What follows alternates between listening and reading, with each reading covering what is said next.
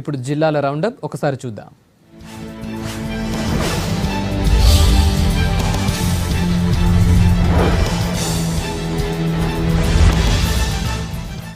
కరీంనగర్ జిల్లా హుస్నాబాద్లో కోతులు బీభత్సం సృష్టిస్తున్నాయి. ఇళ్లలోకి చొరబడి విలువైన వస్తువులను పాడు చేస్తున్నాయి. అడ్డుకున్న ప్రజలపై దాడులు చేస్తున్నాయి. కోతుల దాడిలో గాయపడి కొందరు ఆసుపత్రి పాలయ్యారు. రోజు రోజుకు కోతుల చేష్టలు శృతిమించడంతో ఇబ్బందులు పడుతున్నారు ప్రజలు. అధికారులు స్పందించి కోతుల నుంచి రక్షణ కల్పించాలని కోరుతున్నారు. కరీంనగర్ జిల్లా కోరుట్ల ఎమ్మెల్యే విద్యాసాగర్ రావు ఇంటిని ముట్టడించారు డబ్బా గ్రామానికి చెందిన రైతులు. చింతల గ్రామంలోనే వాటర్ గ్రిడ్ పనులు చేపట్టాలని ఎమ్మెల్యే ఇంటి ముందు 3 గంటల పాటు ధర్నా చేశారు. వాటర్ గ్రిడ్ ప్రాజెక్టుతో గ్రామంలోని చెరువులో నీళ్లుండే అవకాశం ఉందన్నారు గ్రామస్తులు.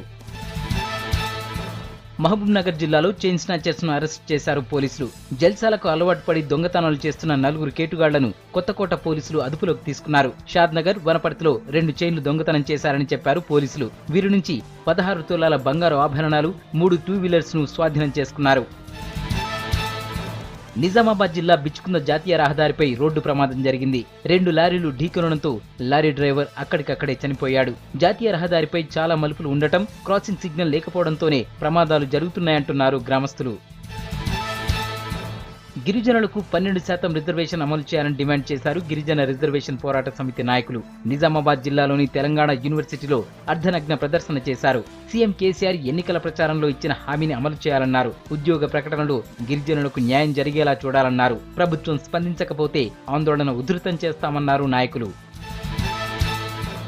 నిజామాబాద్ జిల్లాలో జరుగుతున్న రాష్ట్ర స్థాయి సైన్స్ ఫేర్ లో విద్యార్థులు వివిధ రకాల ప్రయోగాలతో ఆకట్టుకున్నారు. సోలార్ విద్యుత్ ప్రయోగం, సేంద్రియ ఎరువులతో అధిక దిగుబడి సాధించే విధానంపై విద్యార్థులు చేసిన ప్రయోగాన్ని అందరూ మెచ్చుకుంటున్నారు.